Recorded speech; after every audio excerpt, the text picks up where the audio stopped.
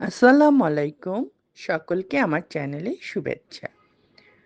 ছাদ বাগানে বিভিন্ন রকম গাছের সাথে তো আপনাদের পরিচয় করিয়ে দিয়েছি। এছাড়াও দেখিয়েছি আমার ঘরে কিভাবে আমি গাছগুলো রাখি। আজ আমি আপনাদের দেখাবো আমি বারান্দায় বা ব্যালকনিতে কিভাবে গাছগুলো রেখেছি। আমার ব্যালকনিটি খুব ছোট। এজন্য আমি গাছগুলি টবের মধ্যে ঝুলিয়ে রেখেছি। গাছগুলোর খুব একটা যত্নের প্রয়োজন হয় না। তবে সপ্তাহে আমি ২ থেকে ৩ দিন পানি দেই।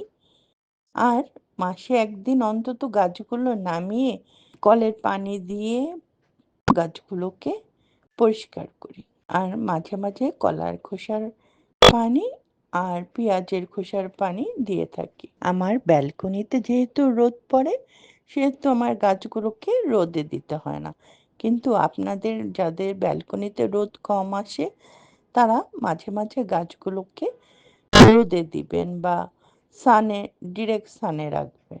আর বন্ধুরা, আমি ২ মাসে অন্তত একবার ১ লিটার পানিতে ১ চামচ এপসাম সল্ট মিশিয়ে গাছে স্প্রে করি।